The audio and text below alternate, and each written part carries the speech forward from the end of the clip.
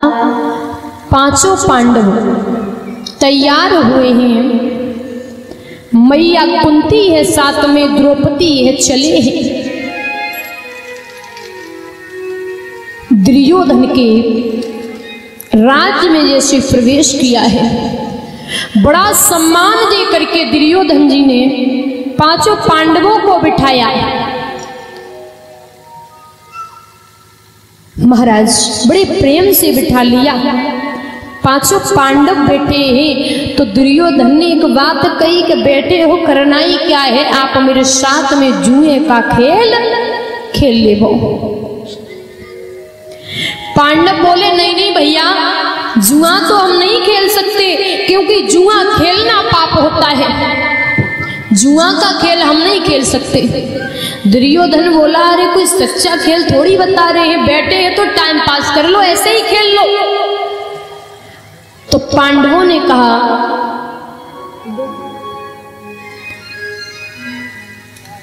पांडव दुर्योधन के साथ में जुआ का खेल हुआ दादा, तो सबसे पहले तो एक बात बता दूं कि जो शकुनी ने कपट के फांसे फेंके थे ना, वही दुर्योधन फेंकने लगा।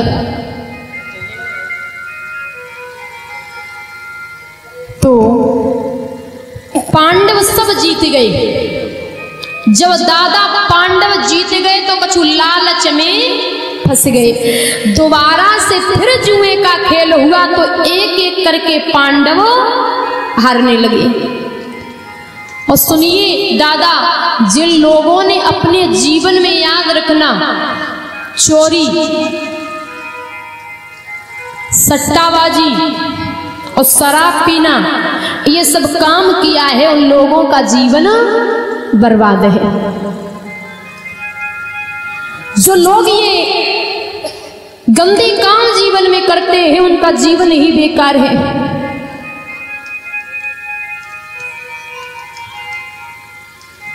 कभी कल्पना करता है दादा,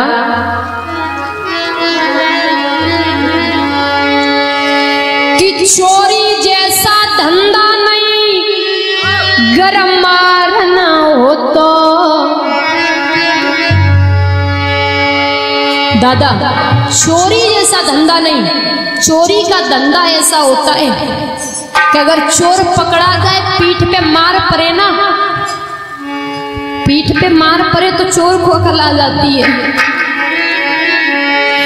कि चोरी जैसा धंधा नहीं, गरम मारना हो तो, और जुए जैसा खेल नहीं, गर हारना हो तो।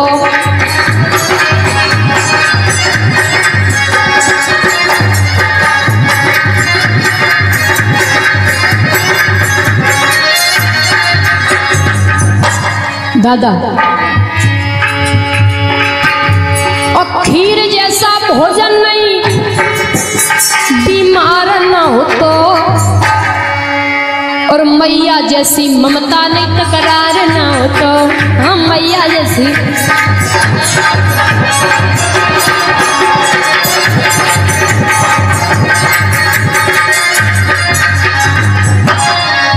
खीर जैसा भोजन नहीं, बीमार ना हो तो।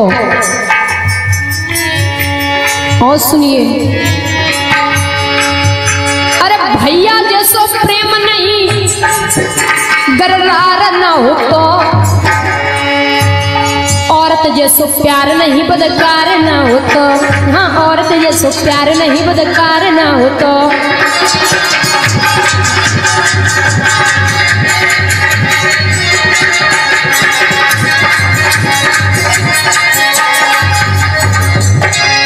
महाराज बताया है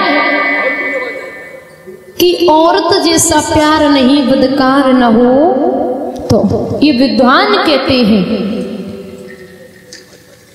ध्यान रखिए दादा, जब जुए का खेल हुआ, पांडव एक एक करके हारने लगे हैं। पांचों पांडव हार गए हैं तो दुर्योधन ने जवाब दिया है। राजपाट भी हार गए कि अब द्रौपदी को रख लो, शायद आपका राजपाट सब वापस हो जाए। लोग ये कहते हैं कि पांडव द्रौपदी को हारे थे, ये गलत है, बिल्कुल गलत है। जब पांचों पांडव दादा शरीर से सुमहारे बैठे हैं तो उनका अधिकार का है जो मैया को हरा ले, उनका कोई अधिकार नहीं है, सुमहरी से हारे बैठे। लेकिन फिर भी लोग कहते हैं कि द्रौपदी को हार गए थे, ये गलत है। पांडवों के पास कुछ भी नहीं बचा, सब कुछ हार गए। दुर्योधन ने दुशासन को भेजा, बोले जाइए जाकर के द्रौपदी को इस सभा में लाइए, आज द्रौपदी को पता चलेगा कि हम अंधे के अंधा है कौन है, आज बताते हैं। दुशासन चला है, मैया आंगन में बैठी हुई थी, द्रौपदी से कहा कि चलिए। द्रौपदी ने कहा कहाँ? बोले दुर्योधन ने बुलाया है, उस सभा में चलिए। द्रौपदी बोली उस सभा में तो मैं नहीं जा सकती। याद रखना दादा देवियों, जहाँ 4 पुरुष बैठे हो या 5 बैठे हो, जहाँ पुरुषों की सभा लगी हो, वहां औरत को कभी जाना नहीं चाहिए, बीच में कभी बोलना भी नहीं चाहिए। जहाँ मर्द बैठे हो वहां औरत को नहीं जाना चाहिए। तो मैया द्रौपदी ने जवाब दिया, अरे दुशासन, वहां मर्द बैठे हैं, वहां हम कैसे जा सकते हैं उस सभा में? एक अबला स्त्री का भला क्या काम है उस सभा में जाने का? मैं नहीं जा सकती। और दुशासन बोलो अगर ऐसे नहीं जाओगी तो मैं घसीट के ले जाऊंगा, पर ले जरूर जाऊंगा। महाराज आज दुशासन ने मैया द्रौपदी के केस पकड़े हैं, चला है तो आवाज बापू तक नहीं मिल रही।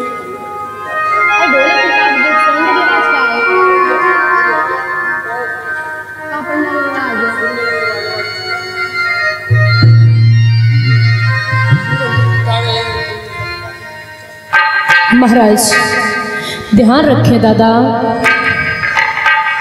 और सभा में द्रौपदी को खड़ा कर दिया है। द्रौपदी के 5 पति बैठे, वो भी नीचे सर झुकाए हुए। मैया ने उस सभा की हालत देखी है तो रो पड़ी, बोले मेरे 5 पति बैठे और एक भी ये नहीं कहता है कि द्रौपदी आप सभा में क्या करने आई हो, ये दुशासन क्यों लाया? गजब हो गया।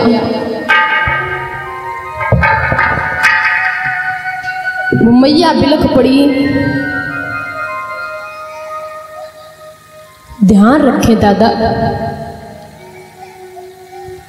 फिर भी विचार कर रही है।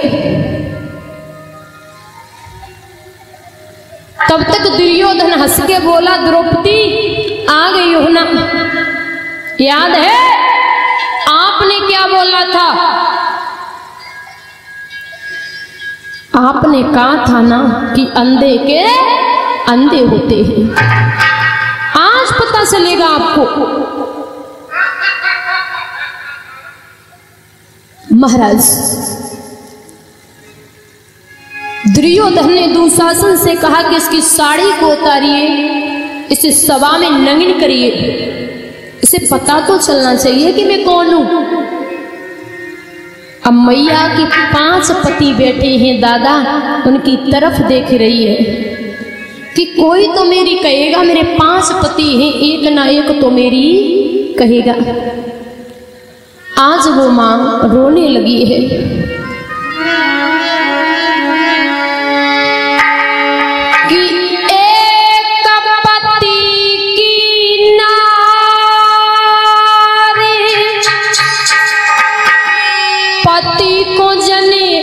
लगती प्राण से प्यारी रे,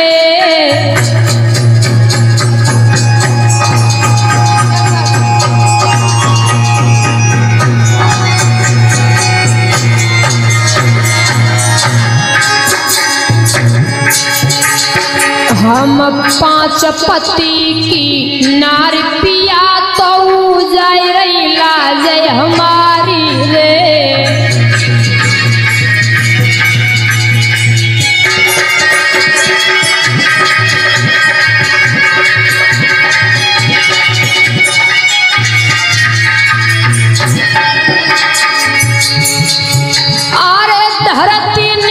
फट जाई अरे मैया तो में जाए समाई ले। इतनी कह के मैया आई गैया सी चिंगारी रे।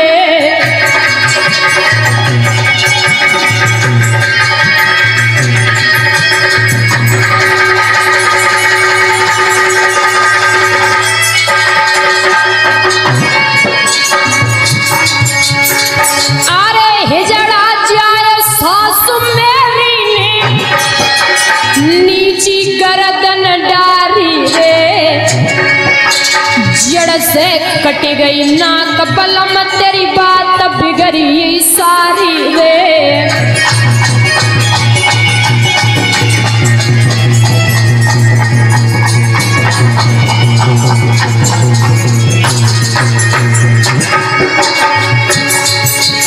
ओ मुरली के बजैया सम कन्हैया पहना टेरती है।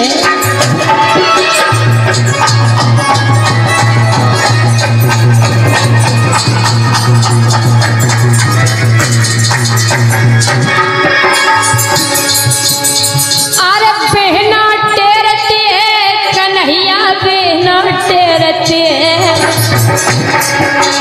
ओ मुरली के हाँ बंसी के बजैया श्याम कन्हैया बहना टेरते।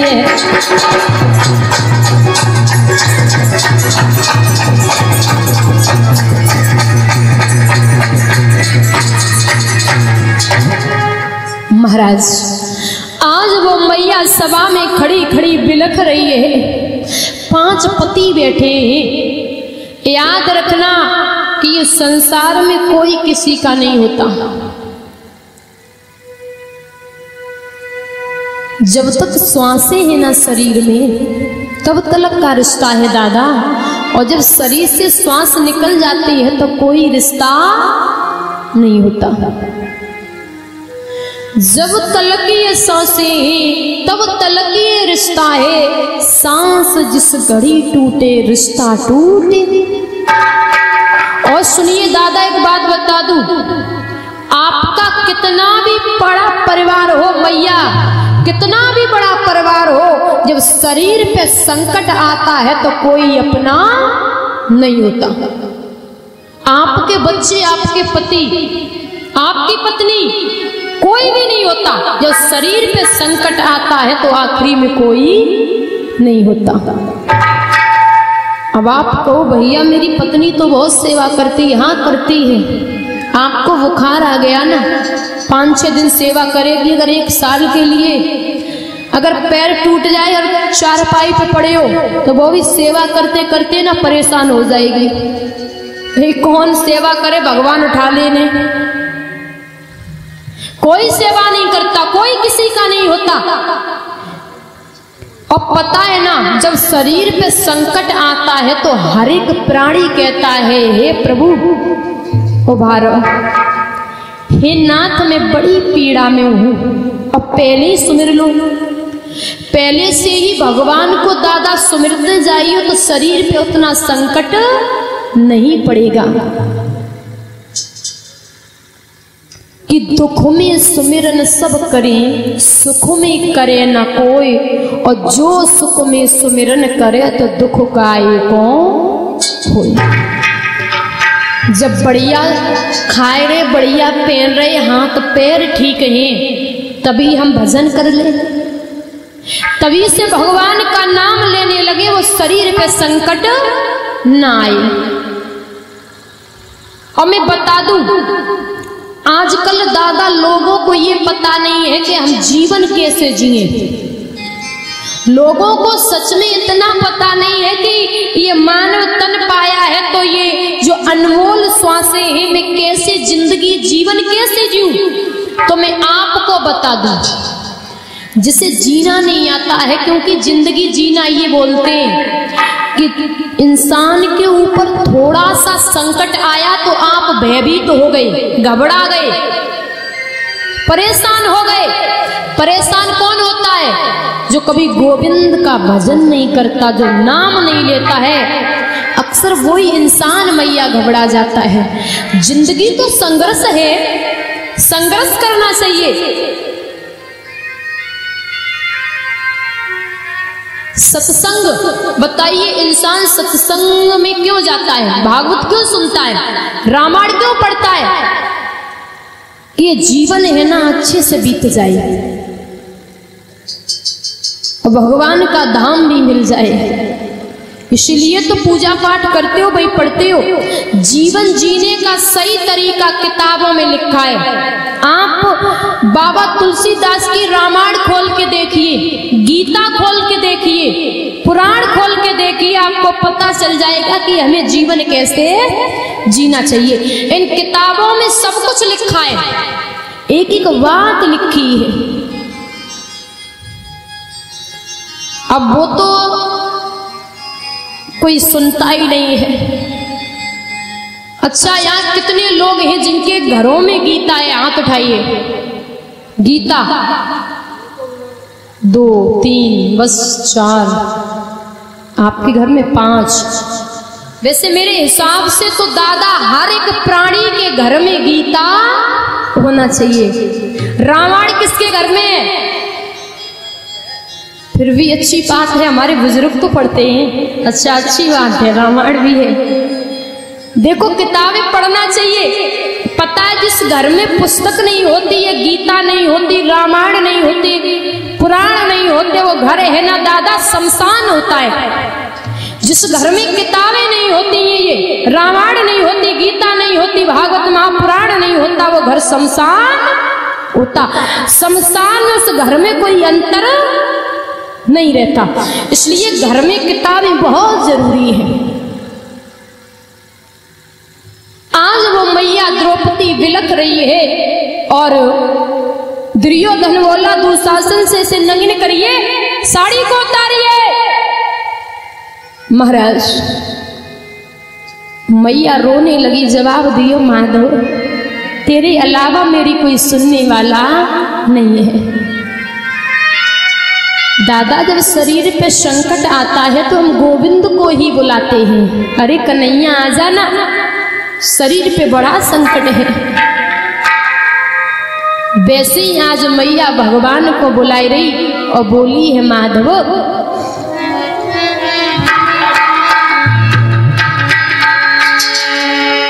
आर कौरव दल में गिरी अकेली, मेरी हंसी हो जावेगी। हे प्रभु दीना